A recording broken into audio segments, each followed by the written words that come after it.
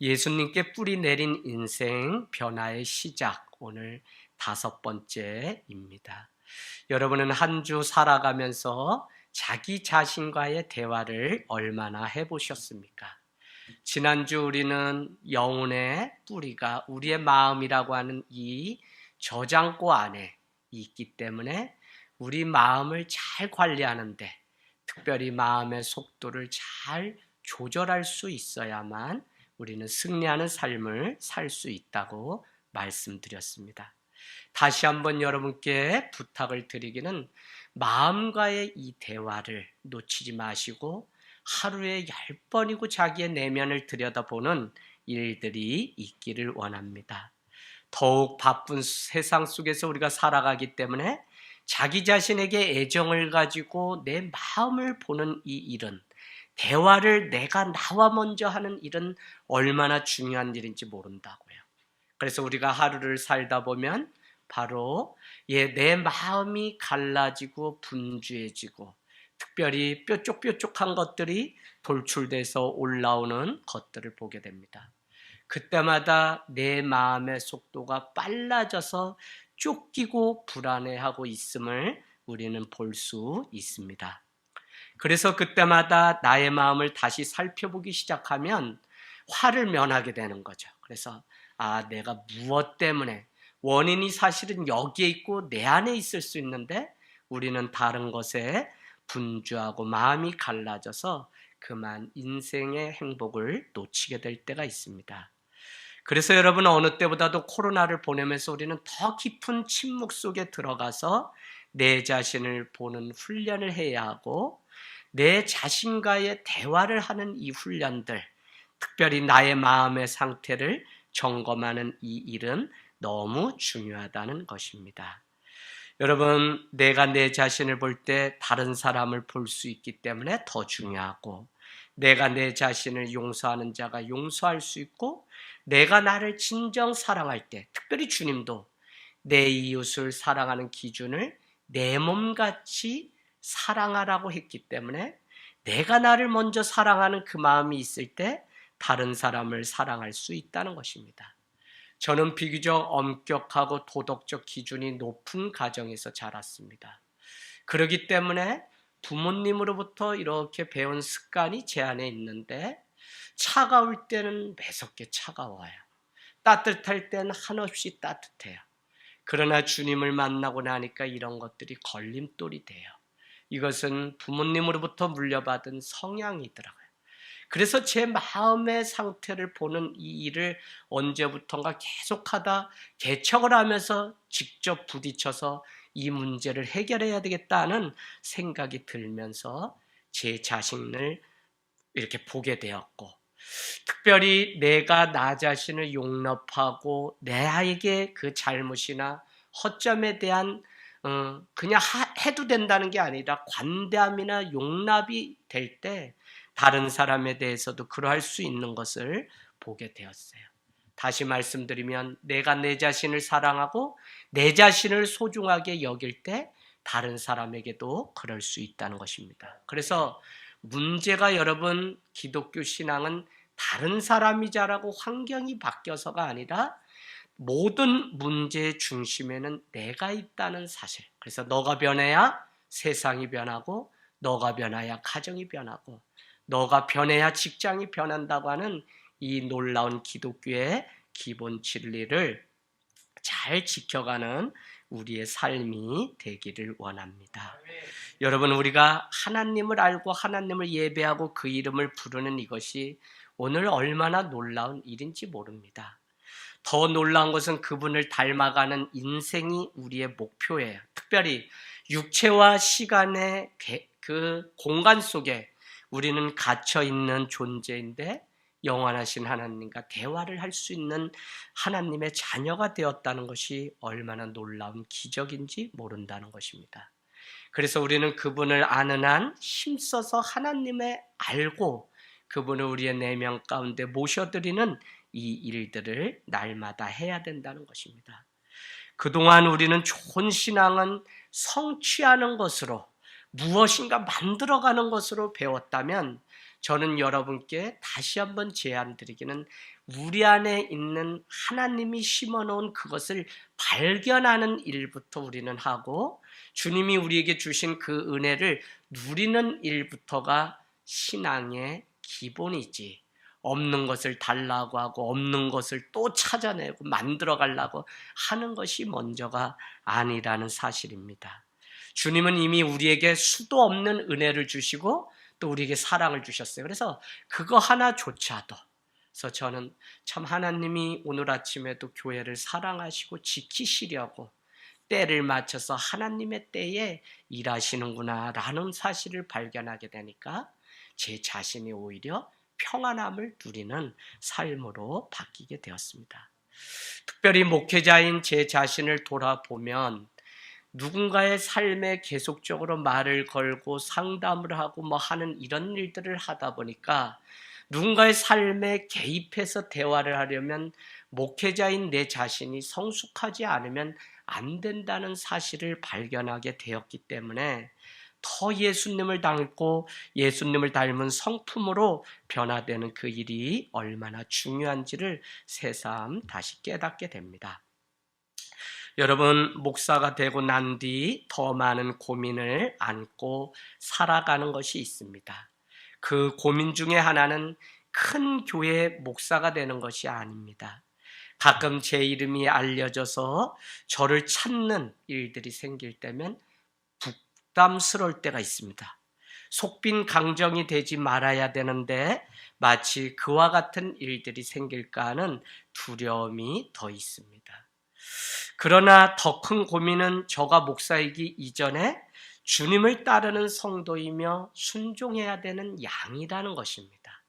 여러분과 똑같이 저도 성도이며 주님이 오시는 날까지 나를 쳐서 복종해야 되는 양이라고요. 더 나아가서는 누군가를 가르치기 전에 주님을 닮아가야 되는 제자라고 하는 사실이죠. 그래서 복음을 전하는 그 삶은 다른 데 있는 것이 아니더라고요. 저는 어제 우리 권찰님을 통해서 만난 성도님을 통해서 다 이렇게 권찰님 다시 직장 가시고 이런 이야기를 하시는 겁니다. 오랫동안 우리 형님과 제가 알고 지냈지만 교회를 다니면서 이 형님이 얼마나 많이 바뀌었는지 저는 놀랬다는 것입니다. 우리 교회 권찰님의 이야기를 직장 동료, 그것도 오랫동안 지켜보신 한 분의 입술을 통해서 제가 이렇게 듣게 되었을 때, 복음이면 충분하고 복음이면 사람이 바뀌고, 그래서 우리가 세상을 변화시키고 세상 가운데 전하는 복음은 다른 것이 아니라 예수님께 깊이 뿌리 내려서 변화된 내 인생이 복음의 도구가 될 수 있다는 사실입니다. 여러분, 예수님의 제자로 변화되면 말씀 안에 거하는 삶을 살게 되고 사랑을 선택하게 되어 있습니다. 어려운 상황 속에서도 어떤 때에도 마지막 결론은 사랑을 선택하면서 그 일들을 결정하게 되는 것이 하나님의 속성은 사랑이기 때문에 그렇습니다. 예수님의 제자는 예수님이 맺으셨던 그 풍성한 열매를 맺는 자야 되고 예수님의 그 온유와 겸손의 성품을 빼앗기지 않기 위해서 몸부림을 쳐야 됩니다. 더구나 경건의 모양으로 만족하지 않고 경건의 능력이 내 속에서 역사하도록 우리는 주님 앞에 깊이 뿌리 내린 인생이 될 때 이 세상을 똑같이 살지만 다른 인생을 살아간다는 것입니다. 여러분, 그런 면에서 영성이라는 것, 신앙생활이라는 것은 철저히 하나님께 관심, 인간에게 초점이 있는 것이 아니라 하나님께 관심. 그래서 내 인생의 뿌리도 누군가에게 인정받고 사람에게 잘하려고 하는 것 이전에 예수님께 깊이 뿌리 내리면 그 은혜로 말미암아 우리는 누군가에게, 내 이웃에게까지 잘하는 신앙으로 변화된다는 것입니다. 그래서 여러분, 지금 이 시간에 예수님의 말씀 안에, 기도 안에, 교제 안에 순종 가운데 내가 살아가고 있는지를 내 마음을 날마다 점검하는 이 일이 너무 중요하다는 것입니다. 저는 왜 이 일이 중요하냐면 우리의 이 내면이라고 하는 마음은 사실 고요하지가 않습니다. 왜냐하면 영과 육의 싸움이 우리의 마음 안에서 지금도 수십 번도 더 일어나기 때문에 그렇습니다.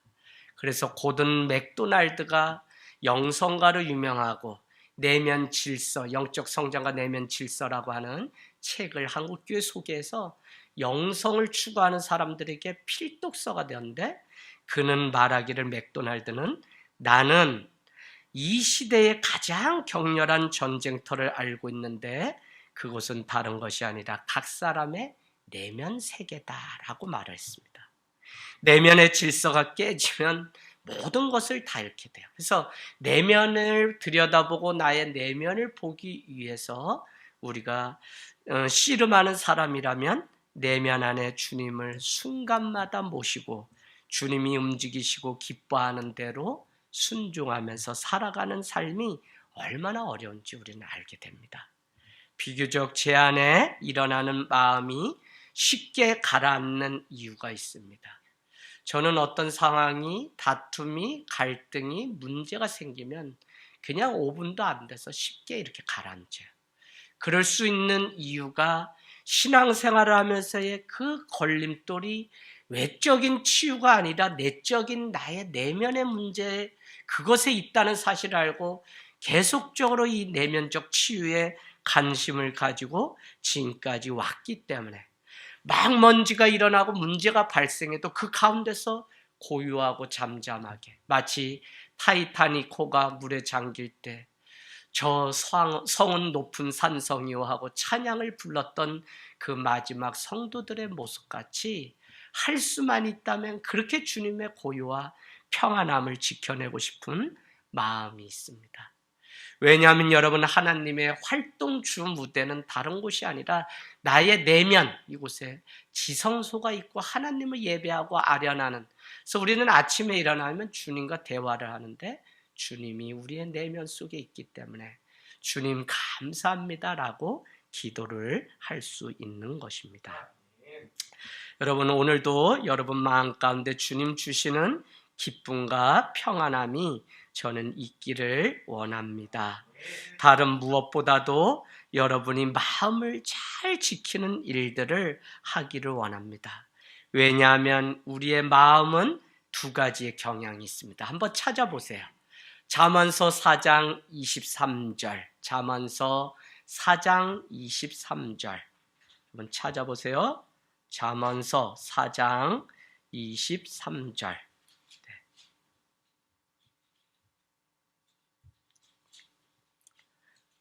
네. 무릇 지킬 만한 것보다 내 마음을 지키라.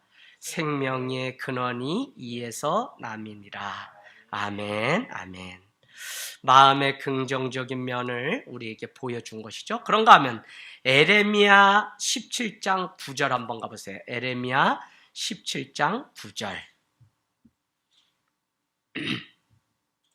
에레미야 17장 9절. 만물보다 거짓되고 심히 부패한 것은 마음이라 누가 능히 이를 알리오마는. 다시 읽습니다. 17장 9절. 만물보다 거짓되고 심히 부패한 것은 마음이라 누가 능히 이를 알리오마는. 이것은 마음의 부정적이고 어두운 면을 이야기한 것입니다. 여러분, 결론적으로 말씀드리면 마음은 어떤 상태냐에 따라서 이와 같이 긍정적이고 부정적인 면이 있기 때문에 우리의 마음은 끊임없이 관리가 필요하고 우리의 마음을 보는 훈련이 계속적으로 있어야 된다는 것이죠. 그래서 여러분, 마음을 잘 관리하게 되면 생명의 근원의 장소도 되지만 잘못 관리하게 되면 엄청나게 파괴력이 또 이 마음 가운데 독이 있고 어둠 때문에 발생하는 것들을 우리는 볼 수 있습니다. 예수님의 사역을 우리가 점검해 보면 예수님은 인기를 따라 살지 않으셨어요. 예수님은 그 많은 병 고침과 귀신 내어 쫓임과 많은 영광을 누릴 수 있었음에도 불구하고 인기를 따라가고 사람의 평판을 쫓은 게 아니라 뭐요? 사명을 따라 살았기 때문에 그는 어떤 놀라운 기적이 있으면 있을수록 사람들을 떠나서 산으로 올라서 하나님과의 교통하고 교제하는 침묵의 시간들을 가졌던 것을 우리는 잘 알 수 있습니다. 여러분, 오스왈드 챔버스라고 하는 영성가는 말하기를 성경 안의 인물들은 약할 때 무너지는 것이 아니라 강할 때 무너진다라고 했어요. 은혜가 일어나고 기적이 일어나고 그 안에 놀라운 사건들이 막 일어나고 할 때 이것이 바로 우리를 무너뜨리는 시간이었다는 것입니다. 이 사실을 잘 알기 때문에 예수님은 하나님 앞에 먼저 가서 모든 인기를 물러두고 본인에게 놓인 사명을 감당하기 위해서 주님께 나아갔던 것을 우리는 보게 됩니다. 그래서 예수님의 싸움은, 예수님은 누구와 싸웠냐? 저 사단과 싸웠냐? 또 아니면 저 사람들과 싸웠냐? 더 깊게는 자기 자신과의 싸움을 늘 유지한 채 승리하기를 택했습니다. 그래서 오스왈드 챔버스는 세상에서 성공하고 승리한 사람은 다른 것보다도 이미 자기 자신을 정복한 사람이다라고 했어요. 여러분, 자기 자신의 무엇을 정복한 것이죠? 바로 자기 자신의 내면, 마음을 정복한 사람이 세상을 움직이는 승리자가 될 수 있었다는 것입니다. 저는 어제 제가 페이스북을 보다가 좋은 글을 보았습니다. 한 분이 이런 글을 썼어요. 뭐냐고? 복어 이야기를 합니다. 복어는 독이 있는 위험한 생선이지만 사람들이 즐겨 찾는 맛있는 생선이라는 것입니다. 복어 안에는 테트로도톡신이라고 하는 독성이 있는데 독을 익혔다고 해서 이게 독에 빠지는 게 아니라 독이 있는 부위를 잘 제거해야만 맛있는 복어 요리가 되기 때문에 요리사의 섬세한 손길이 필요하다고 그렇게 이야기합니다. 그러면서 독을 구별하여 요리할 수 있는 사람에게는 복어가 근사한 식재료가 될 수 있다고 얘기합니다. 그러면서 더 나아가서 말하기를 복어 안에 독이 있다고 해서 고기를 잡는 어부가 복어를 잡았다고 해서 그것을 밖으로 다시 버리느냐? 그렇지 않다는 거예요. 오히려 그 안에 있는 독을 잘 꺼내서 그것으로 어떻게 해요? 그것으로 더 좋은 요리를 만든다는 것입니다. 그래서 여러분, 우리는 오늘 말씀을 읽으면서 우리 마음 가운데 좀 점검해 보길 원해요. 마치 복어에게 있는 이 독이 우리의 마음 가운데도 가득하면 어둠이 작용하게 되고 그 독을 제거하게 되면 맛난 요리가 된 것처럼 우리 안에 있는 마음의 가시를 제거하게 되면 그 안에 천국이 임하고 평안이 찾아오는 것들을 볼 수 있습니다. 저는 살아가면서 목소리가 큰 사람일수록 약한 사람인 것을 보게 되고 센 척할수록 약하고 완벽한 사람이라고 생각할수록 허당이 많은 것을 보게 됩니다. 더구나 아는 척하는 사람일수록 더 모른다고 하는 자기 증명인 것을 알게 돼요. 그러나 세상 사람들은 이것을 모르기 때문에 아는 척, 하는 척 하면서 살아가고 있는 것입니다. 그러나 여러분, 이와 같이 살아가는 그 삶을 우리가 면밀히 잘 주도적으로 보게 되면 이것은 하나님만을 바라보지 않기 때문에 이렇게 살아가는 증거라고 하는 사실을 여러분이 아셔야 돼요. 내 속에 불안하고 낭망하기 때문에 시편 기자는 오히려 소망을 죽게 둔다고 고백했던 것을, 왜 내 속에서 낭망하느냐 불안해하느냐 하지 말라는 거예요. 소망이 주님께 있기 때문에. 여러분, 우리는 살아가면서 지나친 자기 과시, 또 자기 연민, 자기 자랑, 자기 안달, 자기 집착, 자기 인정에 빠져 살게 되면 이것은 예수님께 깊이 뿌리 내리지 않고 살아가는 증거입니다. 그래서 이제는 솔직해야 돼. 이제는 하나님 앞에 내 자신을 세워서 수십 년 믿어왔던 그 방식이 하나님이 원하지 않는 것이라면 2022년 완전히 끊어버리고 여러분의 내면 가운데 하나님으로 채우고 성령님이 일하시도록 맡겨드리는 그러게 되면 여러분이 입술이 달라지고 말이 달라지고 생각과 언어가 달라지는 것들을 여러분, 그렇게 되면 어떻게 돼요? 여러분, 어떤 사람의 인생의 그 승리 뒤에는, 배후에는 그 사람이 하는 말이 있다는 것입니다. 영성에서 너무 중요한 건 말이요. 말이 왜 어디서? 마음에서 나오고 생각에서 나오는 것이 말이기 때문에 말하는 것들을 보면 우리가 알 수 있어요. 그래서 여러분, 우리의 이 마음 관리를 잘해서 독을 제거하는 이 일이 얼마나 중요한지 모른다는 것입니다. 오늘 예수님께 나온 한 여인을 우리는 읽었습니다. 우물가에 사람들의 눈을 피하기 위해서 그는 뜨거운 한낮에 물을 길러 나왔습니다. 그 시간은 덥기 때문에 사람들이 없죠. 그러나 아무도 없는 그곳에 예수님은 계셨다는 것입니다. 오늘 우리 몇 사람이 예배하는 일이지만 이곳에 개척돼 저에게 주셨던 마음대로 사람을 기다리는 저에게 주님은 너 지금 누구 기다리고 누구 찾고 있느냐? 바로 성령이신 내가 이 예배 가운데 와 있느니라 라고 하는 음성을 듣고 한 사람이 있든 100명이 있든 몇 사람이 있든 저는 주님 앞에 제가 예배하는 것이 중요하고 말씀에 붙들려 사는 것이 더 중요하다는 마음으로 살아가고 있습니다. 여러분, 오늘 아무도 없는 뜨거운 태양이 내리쬐는 그곳에 예수님이 찾아오셨다는 것입니다. 그러고는 오늘 요한복음 4장 14절과 같이 예수님은 말씀하십니다. 내가 주는 물을 먹는 자는 영원히 목마르지 아니하리니 나의 주는 물은 그 속에서 영생하도록 솟아나는 샘물이 되리라. 다시 읽습니다. 내가 주는 물을 먹는 자는 영원히 목마르지 아니하리니 나의 주는 물은 그 속에서 영생하도록 솟아나는 샘물이 되리라. 저는 이 말씀 때문에 한 주를 계속 고민했어요. 교회가 부흥되고 한국 교회가 건강해지는 비결이 이 말씀 안에 있는 것을 발견했습니다. 설교가 무엇일까요? 설교는 주님이 주시는 그 물을 먹이는 것이 설교자의 사명입니다. 그런데 언제부턴가 조국 강단에는 자기가 전하고 싶고 교회가 성장이라는 그 맹목하에 건물을 짓고 뭐를 하기 위한 수단으로 말씀을 도구화. 여러분, 이단들에게는 말씀이 없다고 제가 늘 가르쳐 줍니다. 그런 말씀이 있다 그래요. 그런데 제가 재차 우리는 말씀이 있지만 너희는 너희의 교리를 위하여 말씀을 이용하기 때문에 말씀이 없다. 말씀이 없으면 어떤 신흥 종교도 다 문 닫을 때가 가까이 오나니 벌써 왔다고 제가 이야기를 합니다.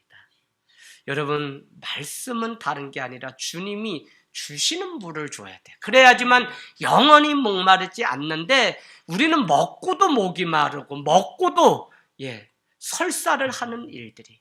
그래서 찬송가에도 나오지만 외치는 자는 많지만 생명수가 마른 시대에 살아가고 있기 때문에 설교자로서의 무한한 책임을 제가 느끼게 되었습니다. 그런가 하면 여러분, 아무 물이나 먹지 말고 주님이 주시는 물을 먹기 위해서 성도들은 준비하고 기도하고 말씀을 전하는 목회자들을 위해서 기도해야 됩니다. 그 물만이 영생하도록 솟아나는 샘물이기 때문에 우리는 그 물을 먹지 않으면 금세 목이 말라서 죽어요. 그러니까 세상에 엄한 것 먹다가 설사하고 세상에 엄한 것 쫓아가다가 우리는 다 끊어지는 것들을 보게 돼요. 생명이 여러분 이어지면 계속 이어져야 되는데 다른 것을 추구하다가 생명이 다 끊어져서 마음에 가득한 독이 입술로 나오는 것들을 우리는 얼마나 많이 경험하면서 살아가고 있냐고요. 그런데 오늘 그 속이 나옵니다. 그 속, 다시 읽겠습니다. 그 속이란 우리의 내면 마음, 영혼을 담고 있는 마음을 말씀하는데 4장 14절 내가 주는 물을 먹는 자는 영원히 목마르지 아니하리니 나의 주는 물은 그 속에서 내 마음 속에서 영생하도록 솟아나는 샘물이 되리라 라고 하는 것입니다. 여러분, 내 마음 속에 내 내면 속에 솟아나는 이 샘물 시원합니다. 이것을 먹으면 갈증이 없습니다. 그래서 주님은 말씀을 통해서 우리에게 뭐라고 말씀하시냐면 하나님은 우리의 마음에 보화를 감춰두었다. 흑암 가운데 재물을 두었다 그러죠. 그래서 여러분 또 우리의 마음속에 천국도 있기 때문에 마음이 너무 중요하다고 여러분께 말씀을 드렸습니다. 그래서 여러분이 여러분 자신의 그 마음을 들여다보는 일들은 너무 중요하다고 하는 사실입니다. 그래서 하나님이 보시는 것은 외모가 아니라 중심입니다. 하나님은 우리의 외모를 넘어 우리의 내면을 보고 계십니다. 바울은 갈라디아 4장 19절에 나의 자녀들아 너희 속에 그리스도의 형상이 이루어지기까지 다시 너희를 위하여 해산의 수고를 아끼지 아니하노라. 다시 읽습니다. 여러분 갈라디아서 4장 19절 나의 자녀들아 너희 속에 뭐죠?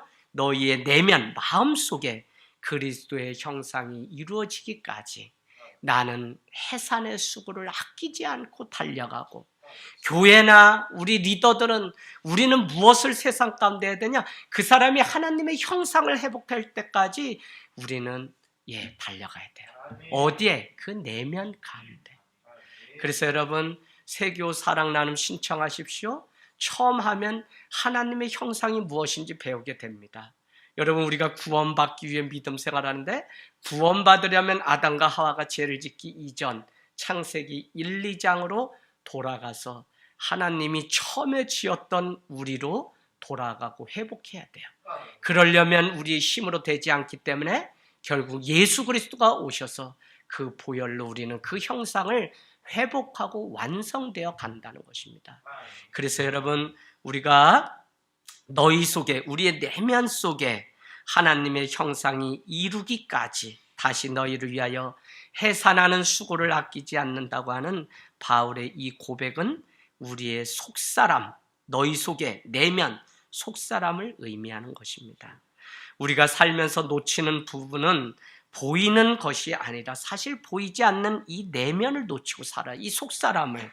그래서 인간의 마음속에 어둠이 있고 천국도 있는데 하나님과 원수가 되는 육의 생각도 있고 평강을 주는 영의 생각도 이 마음속에 있습니다. 무엇이 내 마음을 주장하고 가득 차 있는지를 볼 때 우리는 비로소 성숙함을 추구해 갈 수 있습니다. 때로는 나의 감정이 주장하고 때로는 나의 의가 주장하고 그때마다 브레이크를 거시는 성령님이 내 안에 내주에 계시지 않으면 우리는 화를 보게 되는 것이죠. 그래서 참 우리의 마음 내면을 순간순간마다 보면서 살아가는 이것이 얼마나 중요한지 모른다는 것입니다. 결국은 우리 안에 있는 이 화나 이 버려야 되는 못난 습관과 습성 이것조차도 부모로부터 우리가 물려받고 계속적으로 우리도 그와 같이 살아가고 있는 모습. 그래서 부모가 정신 바짝 차려요. 무슨 돈 물려주는 거 그거 자랑도 좀 하지 마세요. 자녀들에게 온전한 믿음인데 그 믿음은 마음의 성전을 아름답게 잘 가꾼 그것을 물려줘야지 다른 것 엄한 거 물려줬다가는 자녀 인생 망하게 됩니다.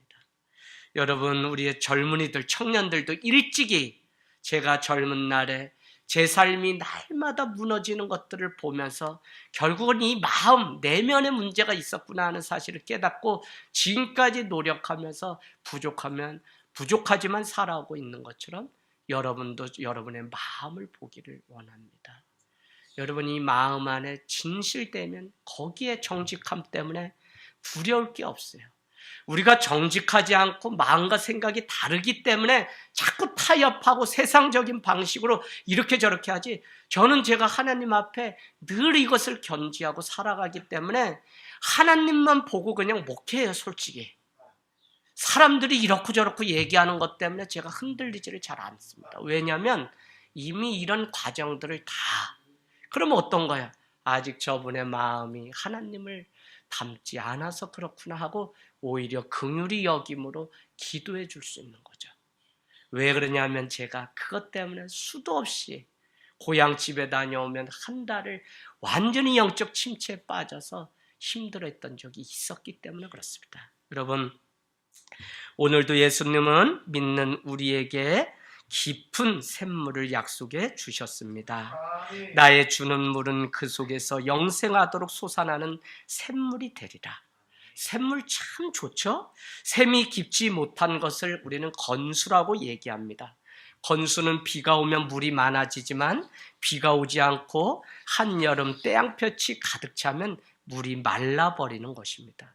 그러나 깊은 곳에서 솟아나는 샘물은 바깥 날씨나 기후의 영향을 받지 않습니다. 뜨거운 여름에는 오히려 시원한 샘물이 돼주고 추운 겨울에는 따뜻한 물이 돼줍니다. 그래서 저는 우리의 속사람이 무엇으로 채워지느냐에 따라서 누군가를 시원하게도 해주고 따뜻하게도 해주는 샘물과 같은 사람. 저 역시 부족하지만 늘 말씀이 기준되어 그렇게 살아가고 싶고요. 그러기 위해서 나의 내면을 주님의 성전으로 준비하는 일을 게을리 하지 않으려고 합니다. 여러분 아시다시피 바쁘다면 바쁘고 막 그래요. 그래도 하루 나의 내면의 이 질서를 깨트리지 않기 위해서 늘 수첩 생활을 신앙생활하고 난 뒤로는 하루같이 하루에 2개가 있든 3개가 있든 강의를 갔다 와서 신방을 갔다 다 오전, 오후, 점심 다 나눠서 여러분 이 내면의 질서가 되려면 시간 관리, 물질 관리가 철저해져야 돼요. 왜? 이것이 우리를 빼앗고 흔드는 우상이 되기 때문에. 그래서 여러분이 앞으로 하나하나 풀어가겠지만 지금은 우리의 내면, 마음에 여러분이 관심을 가지고 여러분의 좀 쓴뿌리들, 상처들이 해결되기를 원합니다. 여러분 우리는 머리가 어떤지 보는 IQ 지수가 있습니다. 요즘은 피지컬 이런 체력 지수도 보곤 합니다. 그런데 오늘 여러분에게 소개하고 싶은 지수가 있는데 그것은 회복 탄력성 지수라는 것입니다.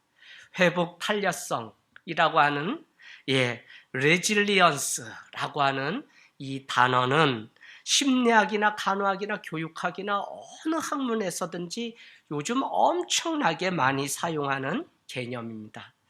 회복 탄력성은 크고 작은 다양한 역경과 시련과 실패 속에서도 딛고 일어나서 다시 회복하는 힘. 그래서 여러분이 이렇게 정의하시면 됩니다. 마음에도 근육이 있고 마음에도 탄성이 있어서 정말 내 힘으로는 안 되지만 내 마음에 주님의 은혜로 늘 채워가는 삶이면 순간 무너지고 순간 분노 걸고 순간 깨졌다가도 하나님의 그 영원한 샘물이 내 안에서 올라오기 시작하면 어떻게 해요?